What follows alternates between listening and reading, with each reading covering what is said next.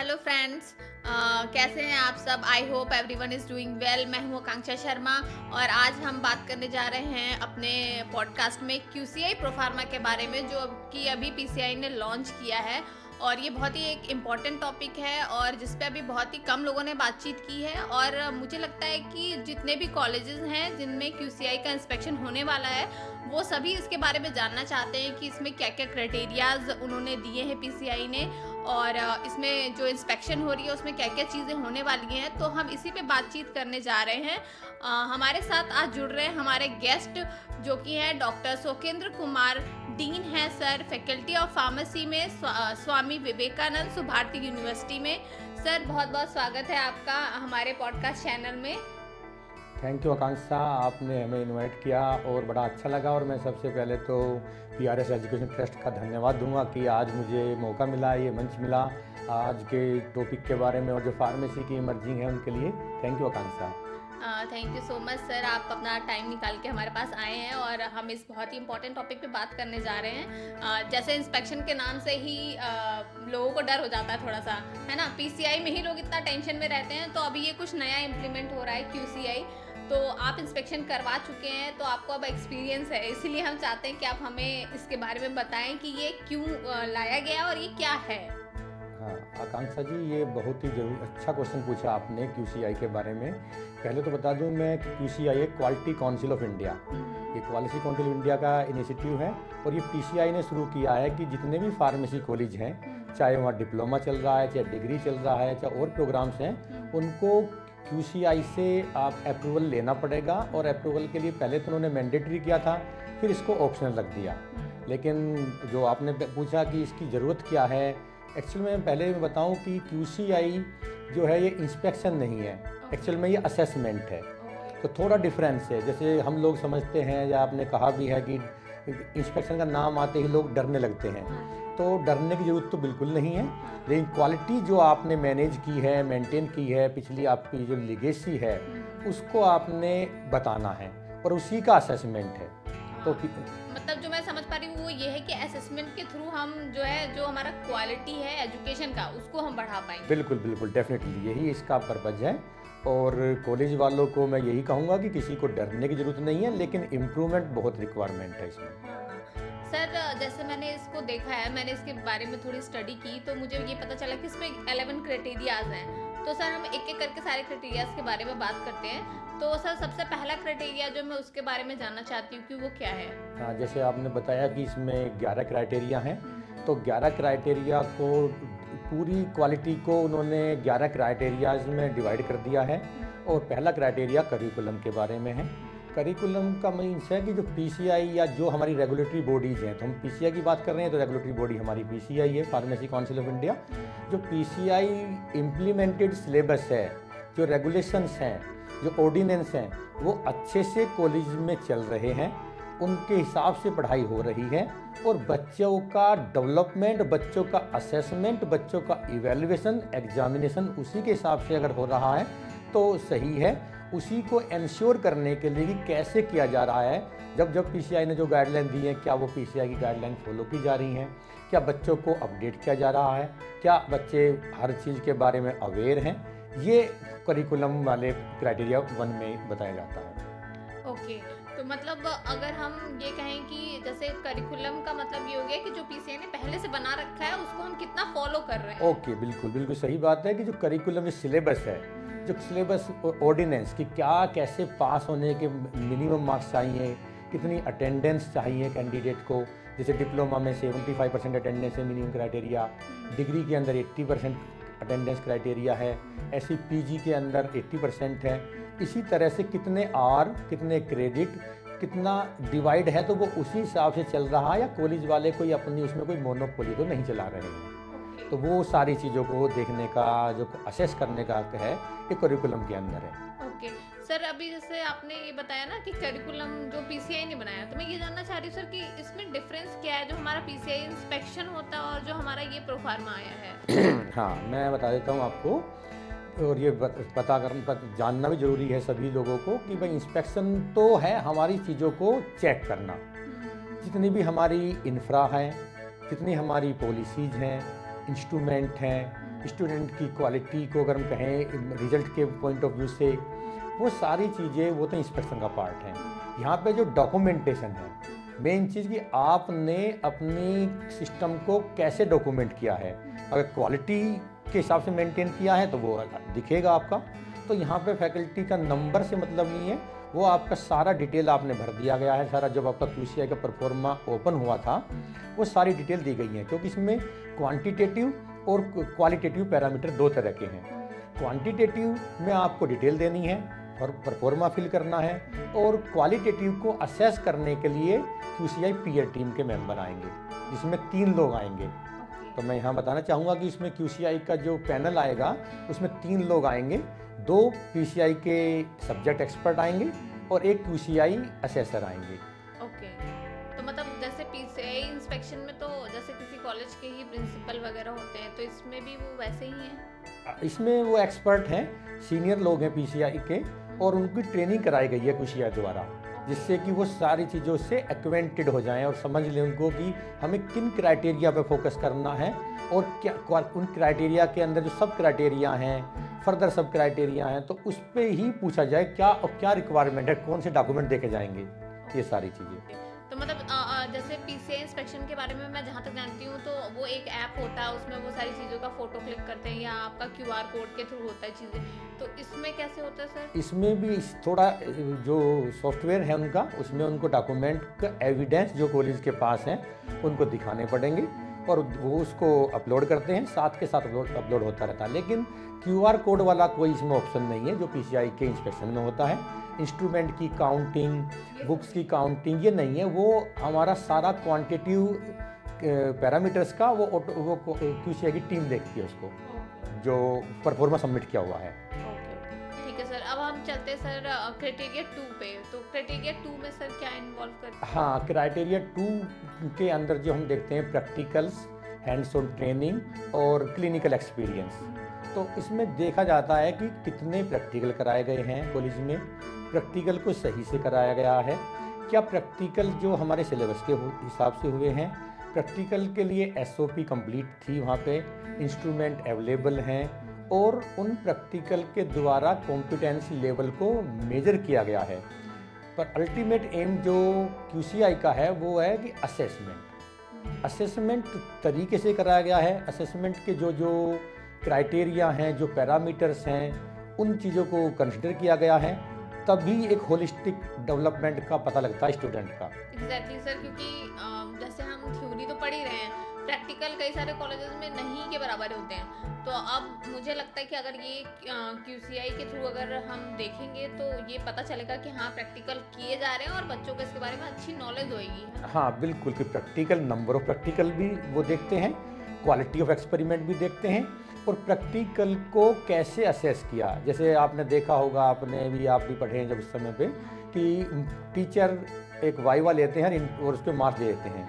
तो इतना सिंपल नहीं है कि आपने मार्क्स वाइवा लिया तो वो जो आपने क्वेश्चन पूछे, उन क्वेश्चन में आपने जो ब्लूम टैक्सोनॉमी, मिलर पिरामिड और दूसरे जो है DOAC जो आपका मेथोडोलॉजी है, उसको आपने इन्वॉल्व किया है, उसके हिसाब से आपने असेसमेंट को बनाया है, तभी एक एक्चुअल लर्निंग आउटकम निकल पाएगा।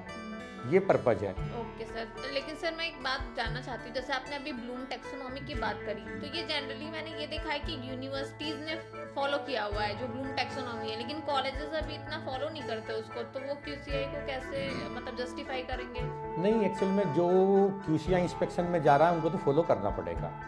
ये एक्चुअल में नेशनल एजुकेशन पॉलिसी, उसकी भी रिकमेंडेशन है, और जो आउटकम बेस्ड एजुकेशन है OBE, उसी के क्राइटेरिया है कि आउटकम बेस्ड एजुकेशन का पर्पज ये है कि वो पहले टीचर सेंट्रिक एजुकेशन होती थी, अब स्टूडेंट सेंट्रिक है, कि एक्चुअल में आउटकम क्या है। आप कितने अच्छे टीचर हैं, इट डजंट मैटर, आपका स्टूडेंट कितना एक्सेल कर पा रहा है, कितना परफॉर्म कर पा रहा है, ये मैटर करता है। तो इसलिए आउटकम बेस्ड एजुकेशन जहाँ जहाँ होगी वहाँ पे सभी जगह ब्लूम टैक्सोनॉमी, मिलर पिरामिड और दूसरे जितने भी जो टैक्सोनॉमी हैं या जो और मॉडल्स हैं एजुकेशन के, एक्चुअल में क्या लर्निंग ऑब्जेक्टिव को असेस करने के ये प्रोसीजर हैं, ये एक टेक्निक्स है कि सही ढंग से, सही तरीके से बच्चों का, फैकल्टी का, जो भी हमारी चीज़ें हैं उनका इवैल्यूएशन हो सके। ठीक है सर। अब हम बात करते हैं सर क्राइटेरिया 3 की। तो क्राइटेरिया 3 में क्या क्या है? क्राइटेरिया 3 के अंदर आती हैं टीचिंग लर्निंग एनवायरनमेंट, कि टीचिंग लर्निंग एनवायरनमेंट के लिए क्या क्या रिक्वायरमेंट है। उसमें इंफ्रा भी आ जाएगा, उसमें टीचिंग लर्निंग एड भी आ जाएंगी, उसमें आईसीटी टूल भी आएंगे, उसमें एक प्रॉपर जो एसओपी बनी हुई है, टाइम टेबल है वो भी आएगा, लैब की क्वालिटी भी आएगी। तो इसमें यहाँ पर देखा जाता है जो टीचिंग लर्निंग एनवायरनमेंट है वो एक्चुअली में रिफ्लेक्ट करता है फिजिकल, साइकोलॉजिकल एंड जो हमारी ऑक्यूपेशनल चीज़ें हैं, तो ऑक्यूपेशन आउटकम को, तो उन चीज़ों को असेस करने के लिए ये सारी चीज़ देखी जाएंगी यहाँ पे। तो इसमें बायोमेडिकल वेस्ट का भी उन्होंने बड़ा ही विशेष ध्यान रखा है कि कॉलेज के अंदर स्टूडेंट को, फैकल्टी को अच्छे से पता हो कि बायोमेडिकल वेस्ट क्या है, क्या उसके लिए प्रॉपर पॉलिसी बनी हुई है, कितना बायोमेडिकल वेस्ट बन रहा है, क्या उसको रिकॉर्ड में लाया जा रहा है, क्या उसके लिए कमेटी जो टाइम पे अपनी डायरेक्शन देती है जिससे वो इम्प्लीमेंट हो, और उसका सेग्रीगेशन करने का भी फिजिकल प्रोसेस है क्या। जैसे आपने देखा होगा हॉस्पिटल्स के अंदर blue container, green container, yellow container, red container, ये इस तरह कंटेनर है, तो इससे कि हम उनको सेग्रीगेट कर लेते हैं, सेग्रीगेट करके बाद में उनको इंसिनेट किया जाता है, जिससे कि वो हैजार्डस चीज़ें खुले में ना डाली जाएं और एनवायरनमेंट में ना रहे। तो ये सारी चीज़ें, साथ के साथ स्टूडेंट के डेवलपमेंट के लिए क्या वहाँ पे स्पोर्ट्स एक्टिविटी है, स्पोर्ट्स एक्टिविटीज़ के लिए वहाँ पे ऑप्शन है, जैसे कि इंडोर आउट एक्टिविटी वाला ऑप्शन हो, या प्लेग्राउंड है।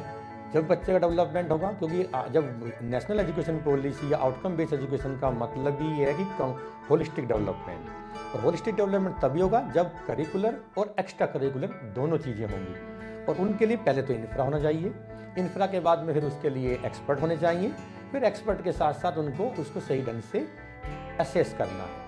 तो स्पोर्ट्स भी इम्पोर्टेंट है, कॉमन फैसिलिटी जैसे बॉयज़ कॉमन रूम हो गया, गर्ल्स कॉमन रूम हो गया, और हमारे पास इलेक्ट्रिसिटी के प्रोविज़न है, सोलर एनर्जी का है, वाटर ट्रीटमेंट है, ये सारी चीज़ों का इंफ्रा अगर हमारे पास अवेलेबल है तभी तो अच्छे से टीचिंग हो पाएगी, तभी से ही एक लर्निंग एनवायरनमेंट बनेगा। तो स्टूडेंट तो वैसी परेशानियों से, फिजिकल प्रॉब्लम से जूझता रहेगा। तो क्राइटेरिया 3 में हम ये देखते हैं।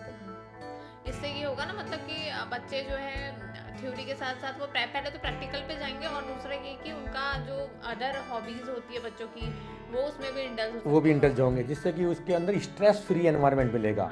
क्योंकि आज के सिनेरियो में स्ट्रेस सबसे बड़ी प्रॉब्लम है। एक छोटा बच्चा, मिडिल एज, सबके पास डिफरेंट इश्यूज हैं, डिफरेंट वो हैं, सभी शॉर्ट टेम्पर्ड हैं, सभी के पास ओवरबर्डन है। लेकिन स्ट्रेस एक ऐसा है कि इसको डी स्ट्रेस करने के लिए कॉलेजेस को, फैकल्टी को, प्रिंसिपल्स को बहुत काम करना पड़ेगा। अब वो दिन चले गए कि बच्चों को एडमिशन करा दिया और काम खत्म हो गया। अब तो एक स्टूडेंट के ऊपर बहुत ही वर्क करना पड़ेगा, उसकी साइकोलॉजी पहचानना, उसके बिहेवियर के लिए काम करना, उसके एटीट्यूड को चेंज कराना। वो जैसे आपने पहले भी कहा था कि ब्लूम टैक्सोनॉमी, तो ब्लूम टैक्सोनॉमी जो है, ब्लूम एंडरसन रिवाइज टैक्सोनॉमी हम यूज करते हैं, तो उससे काफ़ी चीज़ों का क्लैरिटी आती है कि बच्चे के 3 हम जो डोमेन में पता करते हैं। ब्लूम टैक्सोनॉमी का मतलब है, अगर मैं सिंपल भाषा में बताऊं, दिमाग, दिल और हाथ, ये 3 चीज़ों का मतलब है कि हम 3 चीज़ों से किसी को असेस करते हैं। दिमाग का मतलब है हम उसकी मेंटल स्किल को पता करते हैं, नॉलेज को पता करते हैं, जिसको हम बोलते हैं कॉग्निटिव डोमेन। दूसरा है हमारा अफेक्टिव डोमेन, जिसको हम हार्ट से बात कर रहे हैं हम, यानी कि उसका एटीट्यूड क्या है, कैंडिडेट का, बच्चे का बिहेवियर क्या है, क्या वो इमोशनली स्ट्रॉन्ग है या नहीं है। और तीसरा हमारा साइकोमोटर, जिसमें हम हैंड की बात करते हैं कि क्या बच्चा स्किल एक्टिविटी के लिए तैयार है, जो उसको हाथ यूज करना है, पैर यूज करना है, अपने मूवमेंट करना है, यानी कि मोटर एक्टिविटीज जो करनी है उसको। तो तीनों चीज़ों में अगर उसका इम्प्रूवमेंट हो रहा है, यही हमें देखना होता है। यही ब्लूम टैक्सोनॉमी की मेन कोर कंसेप्ट है। एग्जैक्टली, अच्छा हुआ सर आपने बताया, क्योंकि ब्लूम टैक्सोनॉमी जैसे मैंने बोला ना कि यूनिवर्सिटीज तो फिर भी जानती है, लेकिन कॉलेजेस में ये अप्लाई नहीं होता अभी। हाँ, तो क्योंकि यूनिवर्सिटी को थोड़ा समझ में आया होगा कि क्या है। हाँ, मैं जो वो भी थोड़ी सी बताना चाहूँगा कि आपने कहा कि कॉलेज में क्यों नहीं हो पा रहा, कि एक्चुअल में क्या ना, कॉलेज जो यूनिवर्सिटी के जो एफिलेटेड कॉलेज हैं, उनमें एक करिकुलम जो बनाया हुआ है यूनिवर्सिटी का या रेगुलेटरी बॉडी का, पर यूनिवर्सिटी के पास में फ्रीडम होती है ऑटोनोमिसिटी होती है कि वो उसको टाइम टाइम पे फ्रेम कर सकते हैं। जैसे वैल्यू एडेड कोर्स भी हम ऐड कर सकते हैं बच्चों के लिए अपने लिए, लेकिन कॉलेज वाले नहीं कर सकते। तो उससे यूनिवर्सिटी के स्टूडेंट में थोड़ा डेवलपमेंट ज़्यादा देखा गया है कॉलेज के। सर अब हम बात करते हैं क्राइटेरिया 4 के बारे में, उसमें क्या क्या इंक्लूडेड है? हाँ, क्राइटेरिया 4 में student admission, attainment of student and student progression. इसमें अब देखा जाता है कि आपके एडमिशन कितने हैं, टोटल जो सैंक्शन सीट्स हैं कितनी हैं। जैसे डिप्लोमा में 60 होती हैं, कहीं 100 भी होती हैं, बैचलर ऑफ फार्मेसी में 60 होती हैं, 100 होती हैं। तो कितनी आपकी सैंक्शन इनटेक है और फिर उसके अगेंस्ट कितने एडमिटेड स्टूडेंट हैं। तो वो एक इम्पोर्टेंट कंसर्न है कि भाई एडमिशन आपके हो रहे हैं नहीं हो रहे हैं, तो उससे आपकी क्वालिटी का एक इंडिकेशन है। अगर एडमिशन कम है तो इसका मतलब है सीधे जाहिर है कि भाई आपके क्वालिटी कहीं ना कहीं कंप्रोमाइज़ हो रही है, तभी आपके पास स्टूडेंट नहीं आ रहे हैं। तो एडमिशन वाला मैटर है इसके अंदर। दूसरा इसके अंदर आप बताया मैंने आपको अटेनमेंट ऑफ कॉम्पिटेंसी। तो अटेनमेंट कॉम्पिटेंस का मतलब है कि जो आप अटेन कर पा रहे हैं उन कॉम्पिटेंस को, जो रिक्वायरमेंट है, जैसे ग्रेजुएट आउटकम कि जितने स्टूडेंट ने एडमिशन लिया था, क्या बी फार्म अगर 4th ईयर कोर्स की बात कर रहे हैं तो क्या 4 साल करने के बाद, अगर मान लीजिए मैं बात करूं कि 100 का इंटेक था और उसमें 90 एडमिशन एडमिट हुए स्टूडेंट, 90 में से अगर पता लग रहा है कि 50 ही केवल बी फार्म फाइनल ईयर करके गए हैं, तो आपका अटेनमेंट कम हुआ कि आपके ड्रॉप आउट ज़्यादा हैं। तो ड्रॉप आउट को इंक्रीज़ कैसे करेंगे आप, या क्यों क्या प्रॉब्लम रही है। तो इससे या ग्रेजुएट आउटकम की कितने ग्रेजुएट स्टूडेंट हुए आपके उस कंप्लीट टेन्योर के अंदर, एक चीज़ तो ये देखा जाता है। दूसरा, कितने एडमिशन आपके हो रहे हैं। तीसरा, अब आपका आता है उसमें प्लेसमेंट कि जितने स्टूडेंट अपीयर हो रहे हैं क्या उनको प्लेसमेंट हो पा रहा है। प्लेसमेंट होना एक सबसे इम्पोर्टेंट पार्ट है। फिर दूसरा पार्ट है कि क्या जो प्लेसमेंट आने वाली कंपनियां हैं उनको एक अच्छा पैकेज दे पा रहे हैं। इसका मतलब है कि अगर आपके स्टूडेंट की क्वालिटी अच्छी है तो अच्छी कंपनी उनको रिक्रूट करेगी, और जैसे ही रिक्रूटमेंट अच्छा होगा तो डेफिनेटली फिर तो उनका पैकेज भी अच्छा ही होगा। तो इससे आपके प्लेसमेंट का आता है। तीसरा आपका है यहाँ प्रोग्रेशन।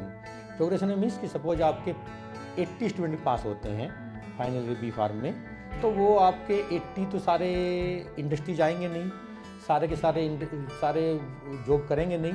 उसमें कुछ स्टूडेंट हायर एजुकेशन में भी जाएंगे, जैसे पीजी करने के लिए या किसी और बाहर मतलब एब्रोड जाएंगे। तो प्रोग्रेशन, तो placement, student progression in higher education और graduate outcome, graduate percentage passing, ये चीज़ें देखी जाती हैं इसके अंदर। अगर ये चीज़ें सब अच्छे रेशो में हो रही हैं तो इसका मतलब है कि आपके आउटकम मीट आउट हो रहे हैं और आपके स्टूडेंट सही समय से सही जगह पे जा पा रहे हैं। सर मैं ये जानना चाहती हूँ, जैसे सपोज करिए अगर कोई कॉलेज या यूनिवर्सिटी है और ये जो हमारी रिक्वायरमेंट है वो फुलफिल नहीं हो रही है, तो उनके लिए कोई प्रॉब्लमेटिक है ये?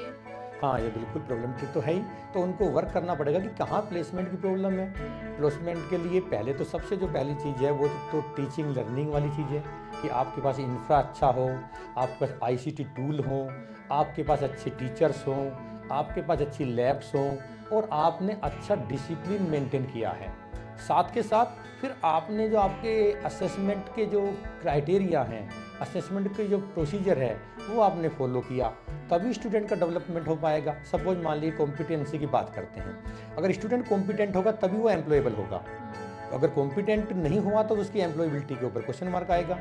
तो हमें स्किल डेवलप करने, सपोज कम्युनिकेशन की प्रॉब्लम है तो कम्युनिकेशन स्किल इंप्रूव कराना पड़ेगा। सपोज कैंडिडेट के अंदर मान लीजिए कोई और प्रॉब्लम, प्रैक्टिकल स्किल की प्रॉब्लम है या एनालिटिकल स्किल की प्रॉब्लम है, तो आपको वो सारी चीज़ें इंप्रूव करानी पड़ेगी और वो एक अच्छा कॉलेज ही दे पाता है, अच्छी यूनिवर्सिटी ही दे पाती है, तभी स्टूडेंट उसको की ग्रूमिंग अच्छी से होती है। तो उनके प्रॉब्लम तो है बिल्कुल जो नहीं कर पा रहे हैं इसमें काम। सर रैदर देन क्यूसीआई मैं क्वेश्चन पूछना चाहती हूँ, जैसे कि आप डीन हैं सो भारती यूनिवर्सिटी मेरठ में है वो कॉलेज, तो मैं ये जानना चाहती हूँ कि जैसे अभी आपने बात की प्लेसमेंट की, तो आपके कॉलेज में सर कौन कौन सी कंपनीज आती है प्लेसमेंट के लिए और कितने तक का पैकेज बच्चों को मिलता है? तो मैं जनरल बता देता हूँ कि प्लेसमेंट के लिए अच्छी कंपनियाँ आती हैं, जैसे ग्लेक्सो है, जैसे डाबर DRF है, रिसर्च की हम बात करते हैं, या एकम्स है, या मैनकाइंड है, या डॉक्टर रेड्डी है, और दूसरी कंपनीज हैं। तो उसमें स्टूडेंट के चॉइस सिस्टम है। सपोज कुछ बच्चे सेल्स में जाना चाहते हैं तो उनका पैकेज थोड़ा डिफरेंट है, कुछ स्टूडेंट जो है हमारे PMT प्रोडक्ट मैनेजमेंट टीम में, उसमें जो बहुत ही थोड़ा सा शार्प माइंड है, थोड़े नोवेल्टी वाले हैं, थोड़े इनोवेटिव माइंड वाले हैं, वो बच्चे जाते हैं, उनका पैकेज और भी बेटर है।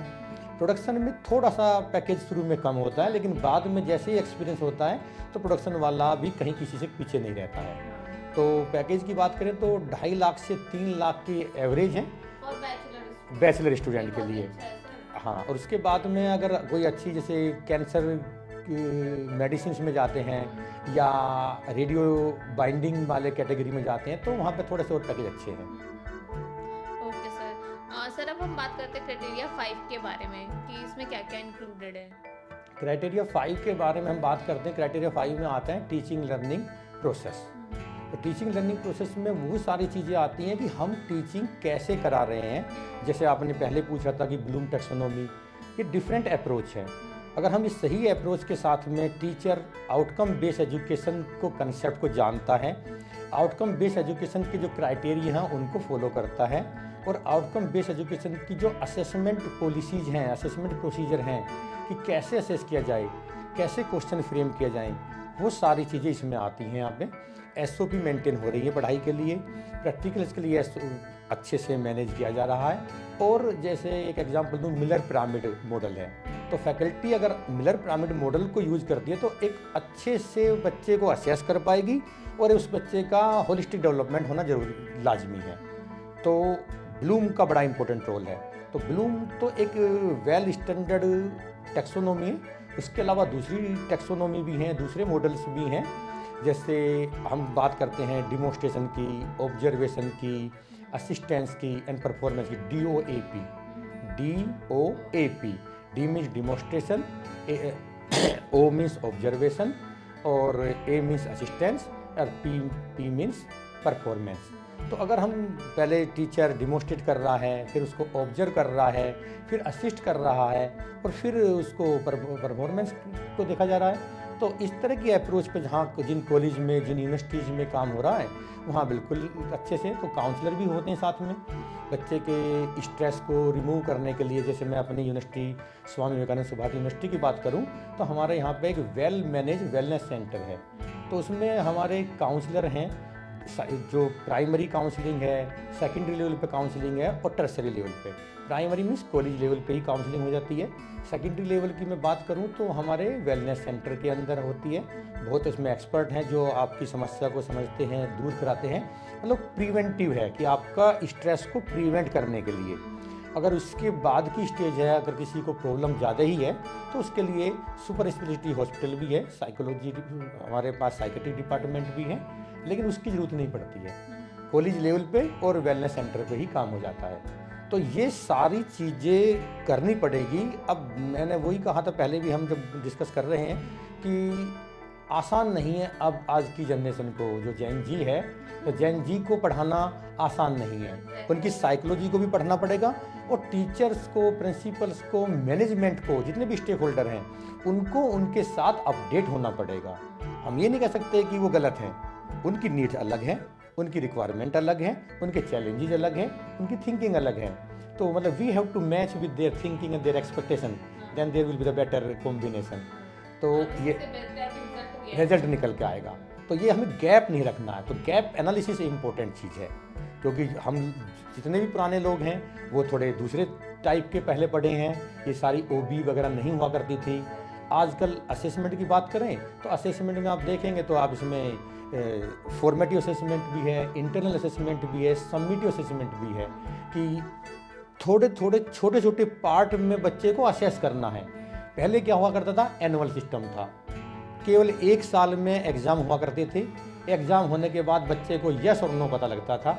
आज वो नहीं है। अब आपको असाइनमेंट मिलेंगे, आपको छोटा पार्ट मिलेगा पढ़ने के लिए उसके बाद इंटरनल एग्ज़ाम हो जाएंगे थोड़े सिलेबस के लिए, और फिर सेमिस्टर ईयर को भी 2 पार्ट में बांट दिया। तो बच्चे के ऊपर पूरा प्रेशर नहीं है, उसको डिवाइड किया गया है और उससे अच्छी थोरो नॉलेज होती है। और ये एक तरीका भी है तो जो आजकल नया है, नहीं तो पहले तो एनुअली हुआ करता था।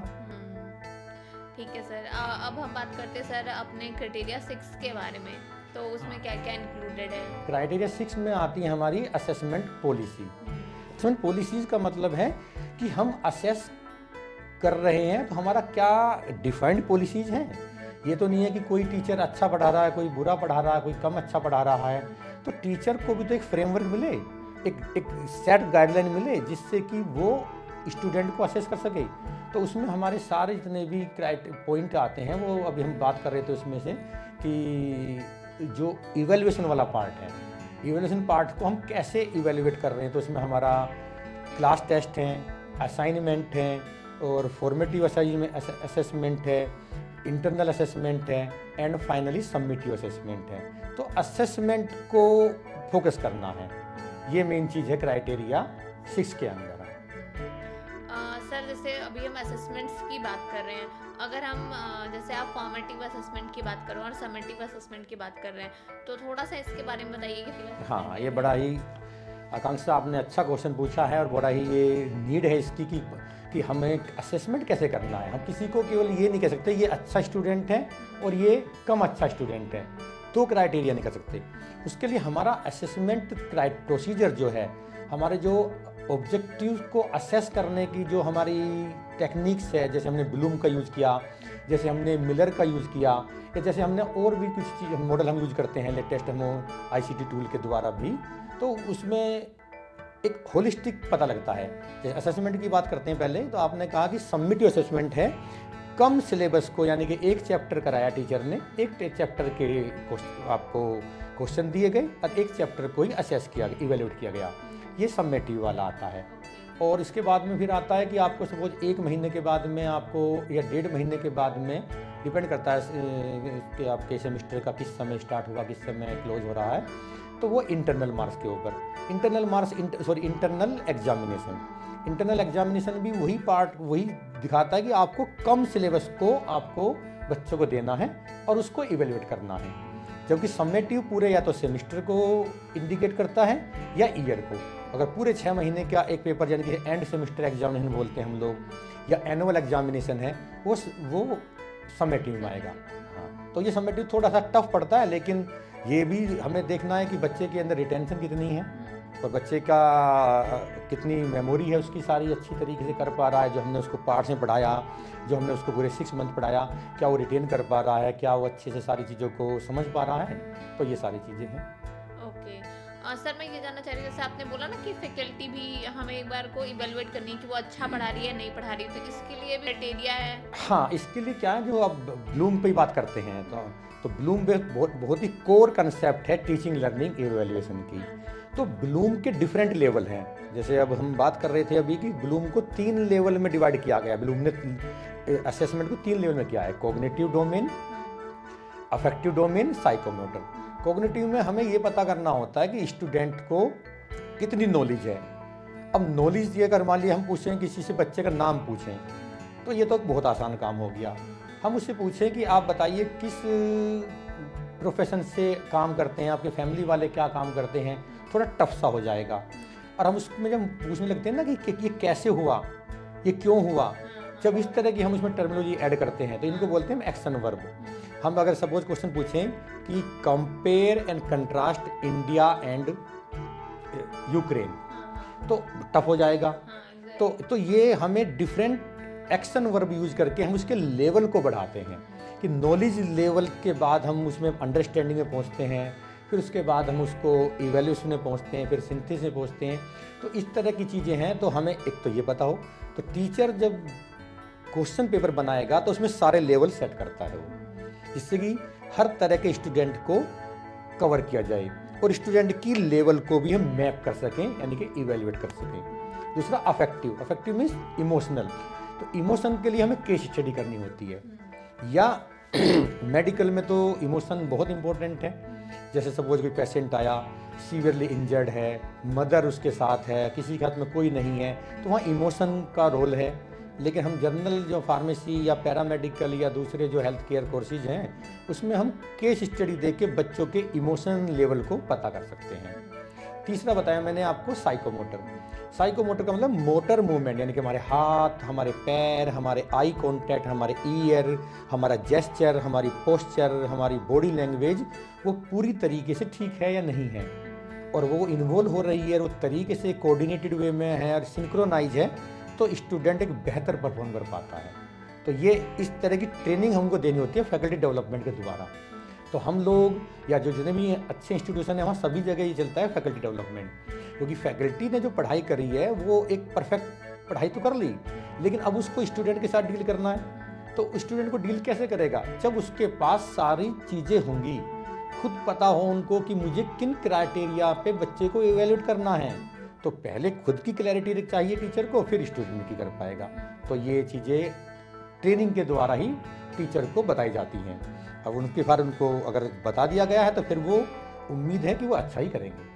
सर मैं आप जानना चाहती हूँ कि हम बात करते हैं क्राइटेरिया 8 के बारे में। नहीं, अभी 7 रह गया हमारा क्राइटेरिया। ओके ओके, तो सर क्राइटेरिया 7 के बारे में कि क्राइटेरिया 7 के अंदर हम रिसर्च आउटकम एंड इम्पैक्ट आता है, यानी कि कॉलेज के जो फैकल्टी मेंबर्स हैं, कॉलेज की रिसर्च सेल है, कॉलेज के जो स्टूडेंट हैं यूजी पीजी पीएचडी स्कॉलर, जिस जैसा भी कॉलेज है जैसी यूनिवर्सिटी है, उनका रिसर्च एप्टीट्यूड क्या है। तो रिसर्च एप्टीट्यूड को पता करने के लिए नंबर ऑफ पब्लिकेशन, कितने पब्लिकेशन हैं, चाहे रिव्यू आर्टिकल हों, चाहे रिसर्च आर्टिकल हों, या बुक्स हैं या बुक चैप्टर्स हैं, तो उनके नंबर कितने हैं, क्या वो क्वालिटी जर्नल्स में पब्लिश हो रहे हैं। क्वालिटी जर्नल मीन्स जैसे हम बात करते हैं क्वालिटी के लिए स्कोपस जर्नल में, या हम बात करते हैं वेब ऑफ साइंस में, हाँ, या SCI या SCIE। तो जो अच्छे जर्नल हैं अगर वो पब्लिश हो रहे हैं, जब हमें उनके जो Q1 Q2 Q3 Q4 journal में अगर हो रहे हैं, तो समझ लीजिए कि फैकल्टी का रिसर्च स्किल बढ़ रहा है। और नहीं बढ़ रहा है तो हमें उसके लिए बढ़ाना पड़ेगा।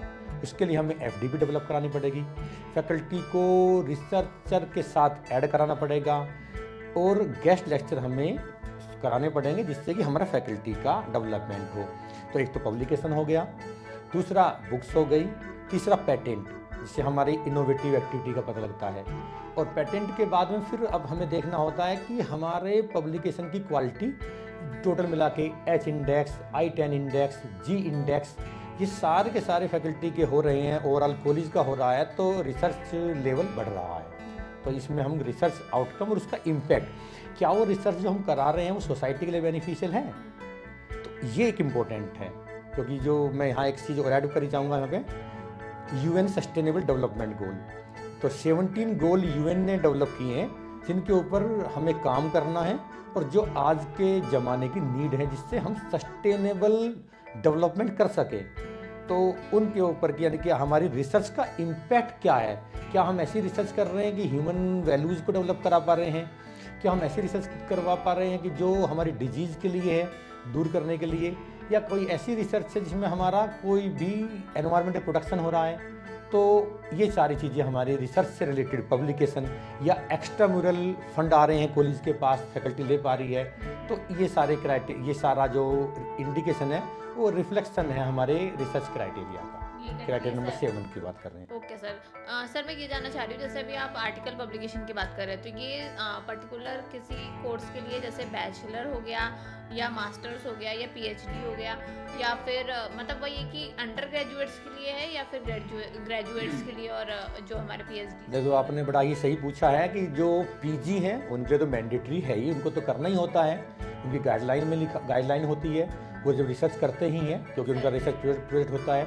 लेकिन यूजी वाले ना, हम लोग तो यूजी वालों को भी कराते हैं, उनके हम ग्रुप बना के फैकल्टी मेंटर अलॉट कराते हैं, और फैकल्टी उनको ट्रेनिंग देते हैं कि आपको कैसे रिव्यू को आपको लिखना है। तो सबसे पहले तो हम रिव्यू लिखवाएंगे, क्योंकि रिसर्च प्रोजेक्ट तो उनके पास नहीं है, ना तो कॉलेज ने या यूनिवर्सिटी ने उनको सीड मनी दिया है, अभी मिला है अभी तक यूजी में, या उनको कोई एक्स्ट्रा म्यूरल ग्रांट भी नहीं मिली है।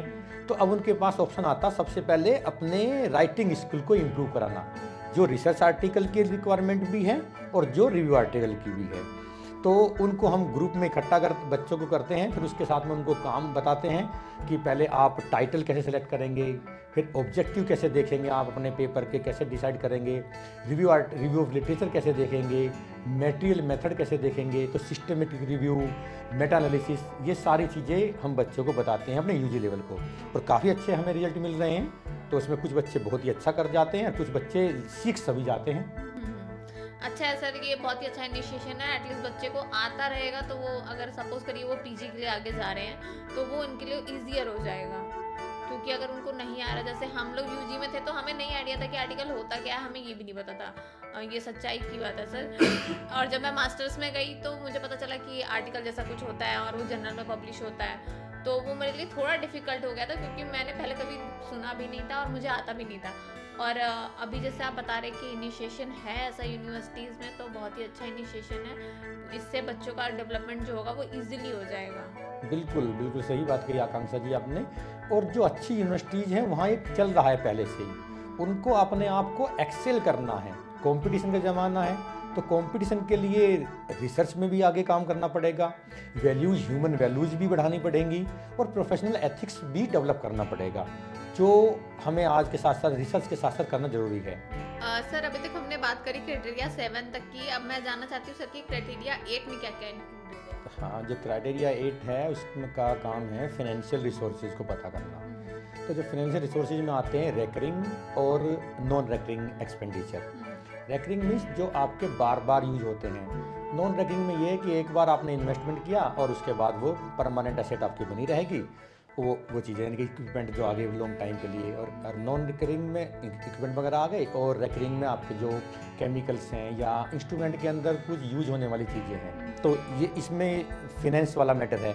अब फिनेंस का बड़ा इंपॉर्टेंट क्राइटेरिया जो आपने अब ये क्राइटेरिया 8 के बारे में चर्चा की है, तो इसको पूरा पूछते हैं आके वो QCI वाले। और QCI की टीम जो हमारी ऑनलाइन जो असेसमेंट है, इसमें एक चीज़ और बताऊंगा मैं आपको कि QCI इंस्पेक्शन के लिए पीयर टीम आती है, और जब पीयर टीम आने के बाद में एक ऑनलाइन असेसमेंट भी होता है। तो उसमें वो ऑनलाइन असेसमेंट में आपके फाइनेंशियल रिसोर्सेज के बारे में, उनके एविडेंस आपने क्या दिए, क्या उनको कोई अगर कोई एम्बिग्यूटी लगती है तो आपसे क्लैरिफिकेशन करते हैं, और आप क्लैरिफिकेशन दूर कर देते हैं तो आपका वो कंसिडरेशन हो जाएगा। तो उसमें जैसे सपोज आपने इंडस्ट्रियल विजिट कराए, फील्ड विजिट कराए, तो उसमें क्या एक्सपेंसेस हुए। दूसरा, आपने कॉन्फ्रेंस ऑर्गेनाइज कराई, तो उसमें क्या एक्सपेंसेस हुए। क्या आपने जो रिसोर्स पर्सन को जो एक्सपेंस दिया है वो कितना हुआ, आपका जो प्रिंट मीडिया में कितना हुआ, सोशल मीडिया के लिए कितना खर्च हुआ, और जितना ट्रांसपोर्टेशन में, हॉस्पिटलिटी में। तो ये सारी चीज़ें अकाउंट्स के थ्रू होनी चाहिए।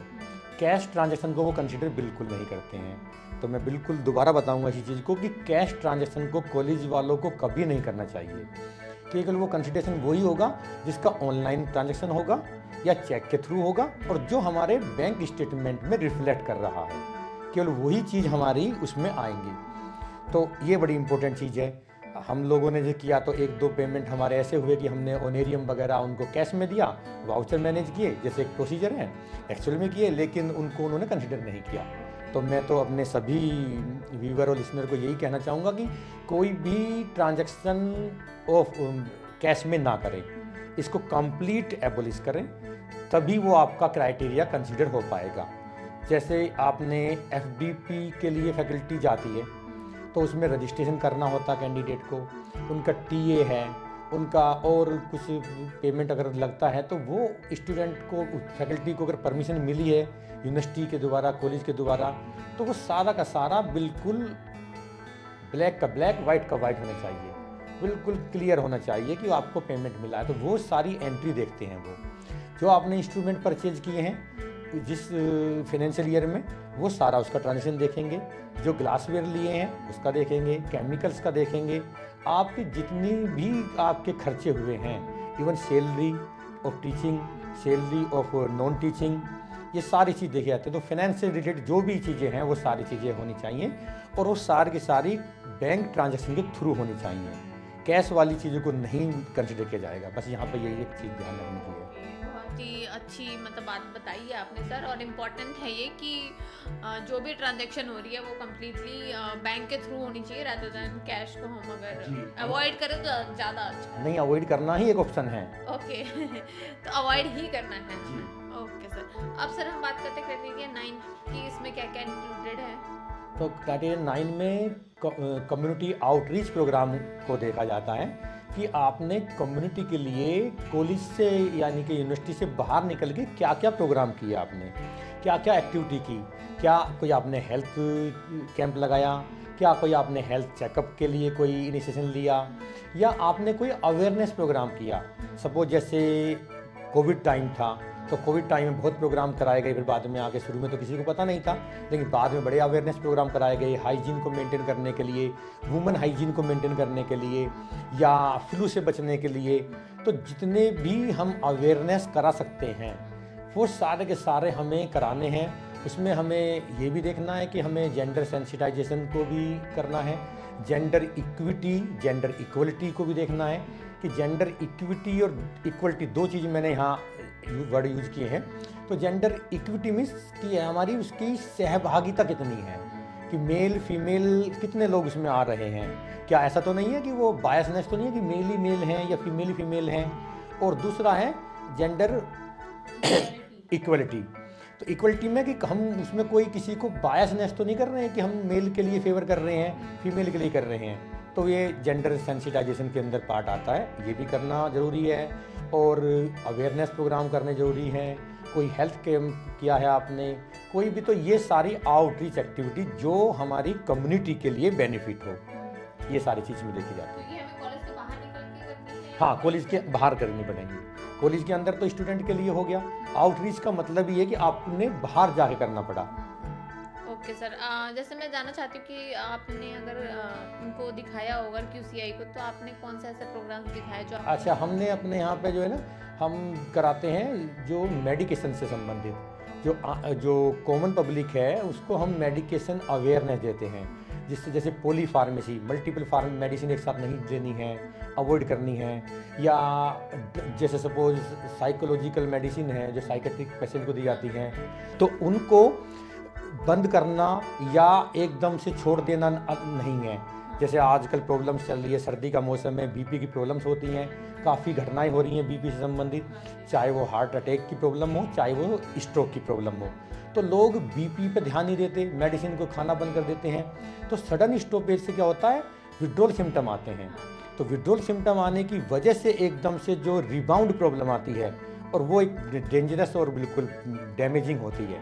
तो ये बताना, प्लस उनको एंटीबायोटिक रेजिस्टेंस के बारे में बताते हैं कि एंटीबायोटिक को अननेसेसरी, अनएथिकली और बिना फिजिशियन के ना लें। नहीं तो जैसे आपने देखा कि मेडिकल स्टोर पर गए कि गला ख़राब है, खांसी हो रही है, तो आपने कोई भी एंटीबायोटिक ले लिया, जबकि वो पता लग रहा है कि वो तो पोल्यूशन का है, वो तो एलर्जी है। तो वहाँ जहाँ एंटी एलर्जिक से काम हो सकता है, वहाँ अननेसेसरी एंटीबायोटिक को ले रहे हैं, जिससे रेजिस्टेंस के चांसेस बढ़ रहे हैं। तो हम अपने जितने भी हम गांव के लोगों को हम बताते हैं, एंटीबायोटिक के बारे में विशेष बताते हैं कि एंटीबायोटिक मत लीजिए, और डॉक्टर ने अगर आपको बताया है, प्रिस्क्राइब किए, तो प्रॉपर कोर्स कीजिए। क्योंकि लोग ये भी होता है कि एक एंटीबायोटिक की डोज ले ली, 2 ले ली, और उसके बाद आराम मिल जाता है उसको, वो छोड़ देता है, जबकि ऐसा गलत है और पूरी तरह गलत है। उन कंडीशन में क्या होता है कि रेजिस्टेंस के चांस और बढ़ते हैं कि आपने जो जिस बैक्टीरिया, वायरस या माइक्रोब के लिए एंटीबायोटिक लिए थे, वो कम्प्लीटली डिस्ट्रॉय, कम्प्लीटली इरेडिकेट तो नहीं हुए, अब उसका कुछ पार्ट रह गया, तो उसमें वो रेजिस्टेंस के साथ हमें डेवलप होकर आएगा। तो इसलिए आजकल ड्रग रेजिस्टेंस की प्रॉब्लम बढ़ती जा रही है, मल्टी ड्रग रेजिस्टेंस। तो ये हम बड़े करते हैं, वुमेन हाइजीन का करते हैं हम लोग। तो ये सारी चीज़ें हमने कई प्रोग्राम करे हैं। Okay sir. सर अब हम बात करते हैं क्राइटेरिया 9 की। क्राइटेरिया 9 में, हाँ, क्राइटेरिया 9 में हम बात करेंगे तो क्वालिटी असेसमेंट की बात करते हैं, क्वालिटी एश्योरेंस की बात करते हैं, क्वालिटी एश्योरेंस सिस्टम, जो इसका नाम हो रहा क्वालिटी एश्योरेंस सिस्टम। इसमें यह है कि इंस्टीट्यूशन, चाहे वो कॉलेज है, चाहे यूनिवर्सिटी के अंदर डिपार्टमेंट है, क्या वो नैक में जा रहा है, जो हमारे असेसमेंट है, क्या वो NBA से एक्रीडेटेड है, क्या वो NIRF में अपना जा रहे हैं, क्या वो अपना अप्लाई करते हैं, या और जितने भी नेशनल लेवल की एजेंसी है QS रैंकिंग के लिए। तो ये क्वालिटी एश्योरेंस को रिफ्लेक्ट करने का क्राइटेरिया है कि जैसे QCI है, QCI भी वही है कि PCI कॉलेज चल रहा है, PCI ने परमिशन दी हुई है, कॉलेज के अंदर फैकल्टी है, इंस्ट्रूमेंट है, लेकिन क्वालिटी को एंश्योर करने के लिए QCI को आना पड़ा। और ये PCI का बहुत ही अच्छा इनिशिएटिव है कि QCI का इन्वॉल्वमेंट हुआ, QCI ने उसको असेस कर रही है, और असेसमेंट के बाद में पता लगेगा कि कौन इंस्टीट्यूशन अच्छा कर रहा है, कौन कम अच्छा कर रहा है। जो अच्छा कर रहे हैं वो बेहतर से बेहतर करेंगे, जो कम अच्छा कर पा रहे हैं तो उनको अच्छे की तरफ बढ़ना पड़ेगा। तो असेसमेंट वाला पार्ट, तो जो इंस्टीट्यूशन NAAC से एक्रीडिटेड हैं वो तो पहले से ही सिस्टम को फॉलो कर रहे हैं, क्योंकि NAAC के अंदर भी OB ही है आजकल, आउटकम बेस्ड एजुकेशन। NBA के अंदर भी है, क्योंकि इसमें हमें देखना होता है कि हमारे स्टूडेंट के जो कोर्स है, एक सब्जेक्ट है, उसका आउटकम पूरी तरीके से हो पा रहा है, नहीं हो पा रहा है। आउटकम मीन्स कि उस सब्जेक्ट के बाद स्टूडेंट को क्या अंडरस्टैंडिंग हो रही है, क्या नॉलेज हो रही है, ये कोर्स आउटकम में आता है। फिर है हमारा प्रोग्राम आउटकम। तो प्रोग्राम आउटकम में आता है कि पूरा एक प्रोग्राम है हमारा, B Pharm D Pharm एक प्रोग्राम है। प्रोग्राम करने के बाद स्टूडेंट से क्या एक्सपेक्टेड आउटकम है, उनको हम प्रोग्राम आउटकम में, तो CO PO आउटकम अगर हमारे पास आ रही हैं तो, और वो मीट आउट हो रही है हमारे स्टैंडर्ड के साथ में, तो हमारा असेसमेंट सही चल रहा है। तो जो इंस्टीट्यूशन NAAC हो या NBA एक्रेडिटेड हो या QCI में जा रहे हैं या NIRF में रैंकिंग है या NIRF में अभी वो एंट्री कर रहे हैं, तो ये सारी चीज़ें देखी जाती हैं इसमें। और आपके स्टूडेंट दूसरे के कितने बच्चे GPAT क्वालिफाई किए, कितने स्टूडेंट नेट क्वालिफाई कर रहे हैं, कितने स्टूडेंट आपके नेशनल लेवल के और एग्ज़ाम को या स्कॉलरशिप ले पा रहे हैं, तो ये सारा कुछ है। तो इसमें कॉलेज को IQAC डेवलप करनी होती है, इंटरनल क्वालिटी एश्योरेंस सेल, या QEWC quality enhancement working committee. तो ये चीज़ों पर ध्यान देना होता है, जिससे कि हम उसको अपने इन प्रोसेस और आफ्टर द इवेंट हम उसको अपनी क्वालिटी को मैनेज कर सकें, मेंटेन कर सकें। हमने देखा कि क्राइटेरिया 9 में हमें ये देखना है कि जो हम कम्युनिटी आउटरीच के लिए जा रहे हैं, हम कम्युनिटी को कैसे नॉलेज प्रोवाइड कर रहे हैं, या उनको हेल्थ के बारे में हम कैसे अवेयर कर, हमें ये सारी चीज़ें क्राइटेरिया 9 में देखनी है। और क्राइटेरिया 10 में हमने देखा कि जो हम क्वालिटी आउटरीच के बारे में हमने देखा कि जो हम NBA NAAC वगैरह के लिए जा रहे हैं और हम कैसे असेसमेंट करेंगे उसमें बच्चों का, उसके बारे में हमने देखा। ये क्राइटेरिया 10 है हमारा। सर, अब मैं क्राइटेरिया 11 के बारे में जानना चाहती हूँ कि इसमें हम क्या क्या देखते हैं और क्या क्या। हाँ आकांक्षा जी, ये क्राइटेरिया 11 ये लास्ट क्राइटेरिया है QCI का। इसमें feedback and perception of stakeholder, तो फीडबैक और परसेप्शन इसमें इम्पोर्टेंट है।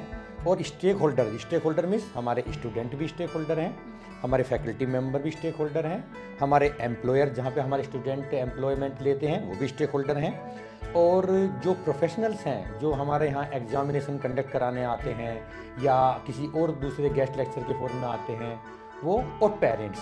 तो इन सभी का जो फीडबैक है, क्योंकि हम अच्छा कर रहे हैं, लेकिन जब तक हमारे पेरेंट्स सेटिस्फाई नहीं होंगे तो हमें कैसे पता लगेगा। जब तक हमारे प्रोफेशनल्स हैं, हमारी सराउंडिंग में आउटरीच अच्छी नहीं है, उनसे फीडबैक नहीं मिलेगा, तो एक परसेप्शन बनता है कि ये यूनिवर्सिटी अच्छी है। जैसे कि मैं एक एग्जांपल दूं कि IIT बोलते ही हमें अच्छा लगता है कि IIT की स्टैंडर्ड है। NIPER, national institute of pharmaceutical education research, NIPER एक अच्छा है। जामिया हमदर्द, और हमारी यूनिवर्सिटी भी अच्छी है, मैं ये नहीं कहूँगा, हालांकि मैं अपने मुँह से अपनी यूनिवर्सिटी को अच्छा नहीं कहूँगा, लेकिन अगर यूनिवर्सिटी अच्छे ही काम कर रही है, तो जहाँ पे अच्छा काम हो रहा है, लेकिन अच्छे काम को कौन बताएगा। तो अगर आपकी फीडबैक अच्छी है, आपके बारे में लोग अच्छा कह रहे हैं, इसका मतलब आप अच्छे हैं। तो ये फीडबैक प्रोसीजर है। तो इसमें हम पूरा अच्छा, हमारे पास प्रोसीजर है कि हम लोग वेबसाइट पे, हमारे वेबसाइट में भी लिंक है, हम पेरेंट्स को ईमेल भी करते हैं, स्टूडेंट से हम ऑनलाइन फीडबैक भी लेते हैं, और जो QCI वाले भी डायरेक्ट करते हैं इसमें। तो जो QCI की टीम आती है वो फैकल्टी से भी इंटरेक्ट करती है 1 to 1 कि क्या प्रॉब्लम उनको आ रही हैं, क्या फील्ड के अंदर कोई चैलेंजेज हैं, क्योंकि उनको भी रिकमेंडेशन करना है आगे चल के, जिससे पॉलिसीज में सुधार किया जा सके। और स्टूडेंट से पूछते हैं कि क्या कोई प्रॉब्लम तो नहीं है, और कॉलेज के जो हायर अथॉरिटी उनसे भी बात करते हैं। तो ये सारी चीज़ें फीडबैक में आती हैं। ओके, मतलब QCI वाले फैकल्टी और स्टूडेंट दोनों से ही इंटरेक्शन करेंगे। बिल्कुल बिल्कुल करते हैं। ओके, ये मुझे लग रहा है कि जो कॉलेज में बच्चे नहीं आते उनके लिए ये थोड़ा डिफिकल्ट हो जाएगा, क्योंकि वहाँ तो बच्चे आते ही नहीं। हाँ, नहीं, फीडबैक तो भाई वही दे पाएगा जहाँ बच्चे आते हैं, और आते हैं तो वो पढ़ेंगे भी। तो और ये एक्चुअल में स्टूडेंट की एक रियल रिफ्लेक्शन है फीडबैक का। हम अच्छी बिल्डिंग बना लें, अच्छे फैकल्टी रख लें, और स्टूडेंट के ऊपर वर्क ना करें तो क्या फ़ायदा है इसी चीज़ का। तो जो स्टूडेंट की फीडबैक आएगी, उनके पेरेंट्स की फीडबैक आएगी, वो हमारे पास रियल इनपुट्स आएंगे और रियल इनपुट्स आने के साथ में उसमें हमारे लिए कुछ चीज़ें ऐसी भी आती हैं जिनको हमें इम्प्रूव करना होता है। ऐसा तो है नहीं कि हर चीज़ हमारे लिए बिल्कुल गुड ही आएगी। तो जहाँ पे हमारे लिए चैलेंजेज हैं या हमारे पास एरिया ऑफ इम्प्रूवमेंट है, तो हम उसको फीडबैक कलेक्ट करते हैं। फीडबैक कलेक्ट करने के बाद में हमारी जो अपनी जो यूनिवर्सिटी की जो कॉलेज की बॉडीज़ हैं, जैसे बोर्ड ऑफ स्टडी है, फैकल्टी बोर्ड है, या एकेडमिक काउंसिल है यूनिवर्सिटी की, या एग्जीक्यूटिव काउंसिल है, उसमें सारी चीज़ें वो इम्प्लीमेंट होती हैं। उसके बाद फिर वो पॉलिसीज़ में आती हैं कि हमें करना कैसे है। तो ये बहुत ही इंपॉर्टेंट क्राइटेरिया है और ये ही एक फाइनल स्टेज है जहाँ पे हमारा इवैल्यूएशन होता है। ओके सर, ये तो होगी क्राइटेरिया की बात की ये क्राइटेरिया मतलब क्यूसीआई की जब प्रोफार्मा बनी तो उसमें ये सारी चीज़ें इंक्लूडेड है। इसके अलावा भी जो इंस्पेक्टर आए थे उन्होंने कुछ और एक्स्ट्रा चीज़ें देखी? नहीं, एक और तो जब देखो अगर बताएं तो उसमें उन्होंने एक एसओपी दिया था शुरू में कि असेसमेंट सीट आपको मेंटेन करनी है क्राइटेरिया वाइज। डॉक्यूमेंट को उसी हिसाब से आपको मेंटेन करना, क्योंकि इतना ज़्यादा क्राइटेरिया है उनको 2 दिन में कवर करना है। नहीं तो अगर आपको हैफेजर्डली लगे रहेंगे तो काम हो नहीं पाएगा। तो पहले तो वो 15 से 20 मिनट की एक प्रेजेंटेशन लेते हैं। तो प्रेजेंटेशन में चाहे वो तो एचओडी देगा उसको या प्रिंसिपल। तो अपने कॉलेज में तो मैंने ही दिया था, तो वो उससे एक ओवरव्यू मिल जाता है about the college at a glance. तो वो प्रेजेंटेशन वो जरूरी है। और उसके बाद फिर वो क्राइटेरिया पे आते हैं, फिर वो सारी चीज़ देखते ही हैं। तो ये सारी चीज़ें हैं और इसके अलावा वैसे उनका वो कोई वर्क नहीं है, क्योंकि जैसे मैंने पहले ही बताया आपको कि क्वालिटेटिव और क्वांटिटेटिव पैरामीटर हैं। वो यहाँ पे केवल क्वालिटेटिव पैरामीटर को देखने के लिए आ रहे हैं। क्वांटिटेटिव के लिए तो उनकी जो असेसर हैं वो ऑनलाइन मीटिंग करेंगे, आपसे बात करेंगे और जो डॉक्यूमेंट आपने सबमिट किए हैं उनको वो वेरीफाई कराएंगे। अगर डॉक्यूमेंट आपके ऑप्टिमम हैं और वो सेटिस्फेक्शन देते हैं उनको, तो आपको कंसिडरेशन होगा, आपको मार्क्स मिलेंगे उसमें। मतलब मार्क्स भी मिलेंगे? हाँ, मार्क्स लेवल तो उसमें आपके क्यूसीआई का जब ओवरऑल रिजल्ट आएगा तो उससे आपको ग्रेड मिलेगा, A grade, B grade, C grade, 3 grade मिलते हैं। अगर आपकी क्वालिटी अच्छी मानी गई है तो ए ग्रेड मिलेगा, और थोड़ी सी कंप्रोमाइज ही मानी गई है तो आपको बी मिलेगा, और आपने थोड़ा सा और बिलो एवरेज हैं तो आपको सी ग्रेड मिलेगा। और रिजल्ट आने का कोई टाइम पीरियड है कि कितने ना, टाइम तो नहीं है, लेकिन जो हमारी बात हुई तो कह रहे थे बहुत जल्दी आएगा, विद इन मंथ उम्मीद है, जिन कॉलेज का हो चुका। तो बहुत ही अच्छी मतलब हमें नॉलेज मिली है जो भी क्यूसीआई के लिए जिन्होंने अप्लाई किया और इंस्पेक्शन आने वाला है। मुझे लगता है कि इस पॉडकास्ट के थ्रू उनके सभी क्वेश्चंस क्लियर हो चुके होंगे जो पहली बार करवा रहे हैं, क्योंकि सर अपनी इंस्पेक्शन कंप्लीट करवा के ही यहाँ पे आए हैं। सर, जैसे कि आप डीन हैं स्वामी विवेकानंद भारतीय यूनिवर्सिटी के फैकल्टी फार्मेसी डिपार्टमेंट के, तो सर मैंने आपके बारे में भी रिसर्च की तो मुझे ये पता चला कि आपके बहुत अच्छे आर्टिकल है, रेप्यूटेड जर्नल्स में हैं, आपका पेटेंट भी है, और आप पर्टिकुलर जो आपके स्पेशलाइजेशन है वो कोलॉजी में है, लेकिन आप काम आयुर्वेद के साथ भी कर रहे हैं, मैंने ऐसा सुना है। तो मैं ये जानना चाहती हूँ सर कि आप इन दोनों को कैसे आपस में कोलैबोरेट करके काम कर रहे हैं, इसके बारे में थोड़ा सा मुझे बताइए। हाँ, आकांक्षा जी, तो मैं बताऊं आपको, मेरा स्पेशलाइज तो फार्माकोलॉजी है, और फार्माकोलॉजी में मेरा न्यूरो साइको फार्माकोलॉजी पे थोड़ा ज़्यादा वर्क है। ज़्यादा तो मैं नहीं कहूँगा, लेकिन जो भी जानकारी है मुझे न्यूरो साइको फार्माकोलॉजी की में मैंने काफ़ी एक्सपीरियंस लिया है, मैं काम कर रहा हूँ उसमें। और आपने कहा कि आयुर्वेद के बारे में, अल्टीमेट तो देखिए आप, जो हम लोग जो शुरुआत हुई है इसकी फार्माकोलॉजी की या किसी भी मेडिसिन की, वो प्लांट से हुई है, हर्ब से हुई है। जो हमारे ऋषि मुनि हमारे ट्रेडिशनल पे काम कर रहे थे, उन्हीं को हम साइंटिफिकली प्रूव कर रहे हैं आज की डेट में, जो प्लांट की हम बात कर रहे हैं। या हम उसको एक्सट्रैक्ट निकालते हैं, एक्सट्रैक्ट निकालने के बाद में उसको हम फिर एनिमल में देते हैं, फिर प्री क्लिनिकल, एनिमल का मतलब है प्री क्लिनिकल स्टडी या सेल लाइन के ऊपर काम करना। और फिर अगर वो सेल लाइन के ऊपर अच्छा रिजल्ट आ रहा है, प्री क्लिनिकल के ऊपर अच्छे एक्सपेक्टेड रिजल्ट आ रहे हैं, सेफ्टी हमारी मेंटेन हो रही है और जो रेगुलेटरी कंप्लायंस है वो पूरी हो पा रही है, तब बढ़ते हैं हम क्लिनिकल ट्रायल के ऊपर। तो क्लिनिकल ट्रायल तो ह्यूमन ट्रायल है, वॉलंटियर के ऊपर भी होगा और बाद में फिर वो पेशेंट के ऊपर भी होगा। तो लेकिन जो आपने कहा ना आयुर्वेदा, तो आयुर्वेदा ऐसा सच तो नहीं है। हम फार्मेसी, जो फार्माकोलॉजी है ये फार्मेसी का ही पार्ट है, और फार्मेसी में फार्माकोग्नोसी एक सब्जेक्ट है, एक ब्रांच है, एक अपना आप में सेपरेट वाइड डिसिप्लिन है। तो उसमें हम लोगों को बताया जाता है कि भाई प्लांट में क्या क्या मेडिसिनल वैल्यू हैं, कौन कौन से प्लांट हैं, किस चीज़ का प्लांट पे हम काम कर सकते हैं, और फिर हमारा वो लिटरेचर, हमारी खुद की वो हमारी ईगरनेस काम करती है। तो हम एक्सट्रैक्ट निकालते हैं प्लांट का, एक्सट्रैक्ट को हम एनिमल्स में स्टडी कराते हैं, और फिर वो देखते हैं कि हमारा रिजल्ट किस तरह का आ रहा है। या तो वो प्रोग्रेशन को रोक रहा है या डिजीज़ को रिवर्सल कर रहा है। कि सपोज डायबिटीज़ है, डायबिटीज़ एक कॉमन प्रॉब्लम आज की डेट में, और आने वाले जैसे साइंटिस्ट या स्टेटिस्टिकल डेटा से अगर देखा जाए तो in coming year India will be the capital of diabetes, right. तो अब इसके ऊपर बड़ा काम करना जरूरी है। गवर्नमेंट के इनिशिएटिव भी बहुत हैं। तो ये बिल्कुल जो ग्लोबल प्रॉब्लम है, तो ग्लोबल प्रॉब्लम को दूर करने के लिए हमें ऑल्टरनेटिव पे जाना जरूरी है। जो आज की अवेलेबल मेडिसिन है, जो सिंथेटिक मेडिसिन हैं, वो काम तो कर रही हैं, लेकिन तो पूरी तरह काम नहीं कर पा रही। साथ में उनके दूसरे जो उनके एडवर्स इफेक्ट हैं वो भी एक प्रॉब्लम है। तो इस वजह से हमें प्लांट यानी कि हर्बल ट्रीटमेंट की तरफ जाना जरूरी है।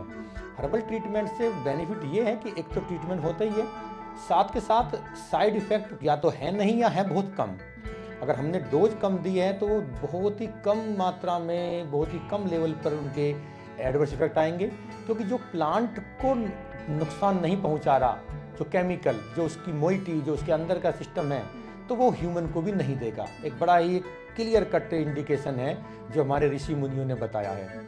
जो हमने सिंथेटिक किया है वो हमारे प्लांट में है नहीं, प्लांट ने वो एब्जॉर्ब नहीं किया, प्लांट में बन नहीं रहा, यानी कि जो बायोलॉजिकली डेवलप हो रहा है वो सीधी तौर पे बात करें तो वो सेफ़ है बॉडी के लिए।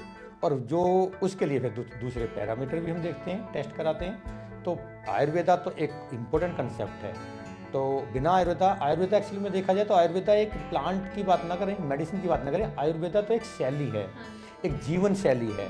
तो हमें जीवन शैली यानी कि लाइफ स्टाइल को भी बदलना है, वो भी आयुर्वेदा का ही पार्ट है।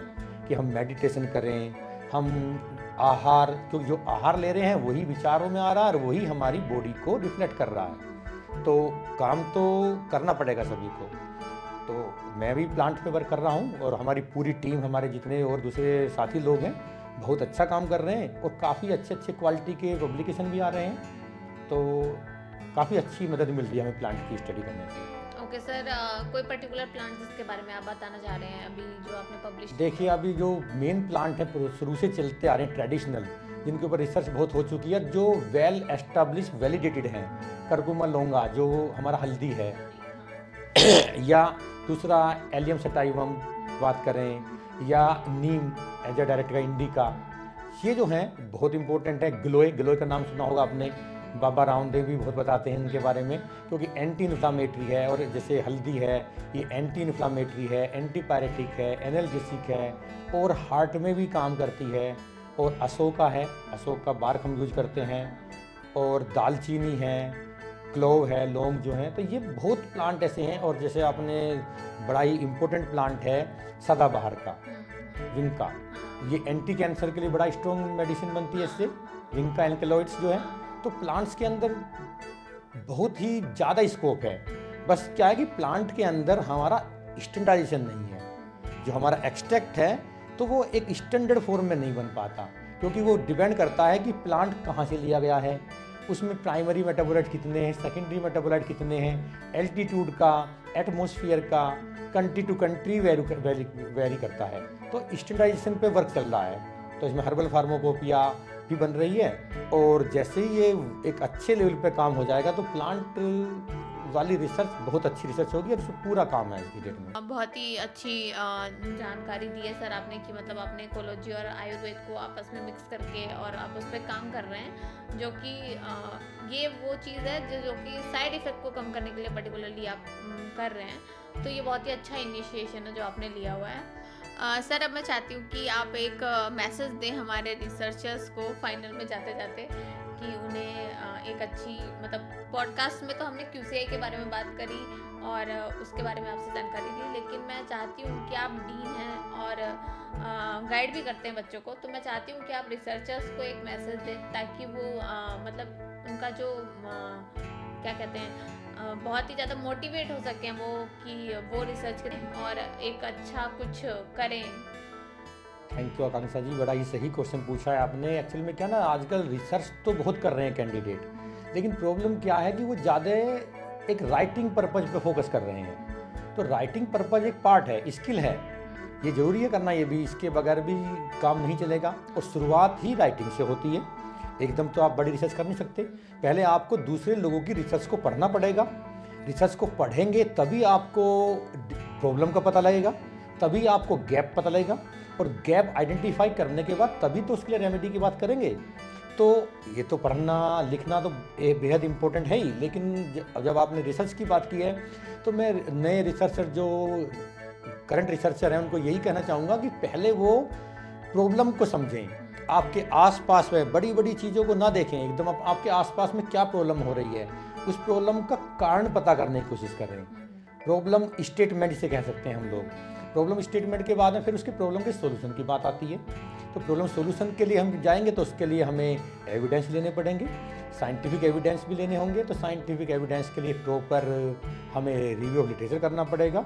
तो रिव्यू लिटरेचर के लिए हम लोग अच्छे सर्च इंजन का यूज़ करना चाहिए। अच्छे पब्लिकेशन है, हाई क्वालिटी जर्नल्स में जाना चाहिए, क्योंकि अगर छोटे क्वालिटी पेपर से आप काम करते हो, देखते हो, अपने रिसर्च को आगे बढ़ाते हो, तो वहाँ कहीं ना कहीं दिक्कत आएगी आपको, क्योंकि उस कैंडिडेट का या उस रिसर्चर का इतना स्कोप नहीं है और उसको इतनी थोरो नॉलेज नहीं है कि जिसको आप एक बेस लेकर चलें। तो बेस लेने के लिए आपको स्ट्रॉन्ग रिव्यू लिटरेचर का पता करना पड़ेगा। तब उसको आप आइडेंटिफाई कीजिए कि मेरी प्रॉब्लम क्या है और मैं किस प्रॉब्लम के साथ आगे बढ़ूं। और प्रॉब्लम के साथ फिर अच्छे से उसको अपना टाइटल बनाइए, फिर एम बनाइए कि आपका एम क्या है। एक बार जब एम अच्छा क्लियर हो जाएगा तो फिर एम के अकॉर्डिंग ही आप ऑब्जेक्टिव डिसाइड करेंगे। जो आज की जनरेशन को बड़ी प्रॉब्लम होती है कि ऑब्जेक्टिव का नहीं पता है, क्योंकि जो आपकी रिसर्च है, जो एम है, वो आपका डिफरेंट ऑब्जेक्टिव पूरी होती है। तो आपके 3 से लेके 5 जनरल कितनी बड़ी रिसर्च हो, वो 5 ऑब्जेक्टिव पूरी हो जाती है। तो सिक्वेंशियल आप ऑब्जेक्टिव बनाइए और एक एक ऑब्जेक्टिव को पूरा कीजिए, आपका रिसर्च का काम होगा। और पब्लिकेशन करना रिव्यू में भी ज़रूरी है, लेकिन और उसके साथ साथ फिर आपको एथिकल पब्लिकेशन भी ज़रूरी है। एथिकल का मैं यहाँ कहना चाहूँगा कि आप एथिकल के लिए अगर सपोज एनिमल यूज कर रहे हैं तो एनिमल एक्सपेरिमेंटेशन स्टार्ट करने से पहले वो इंस्टीट्यूशनल एनिमल एथिक्स कमेटी से होना चाहिए, IAEC। प्रॉपर अप्रूवल होगा।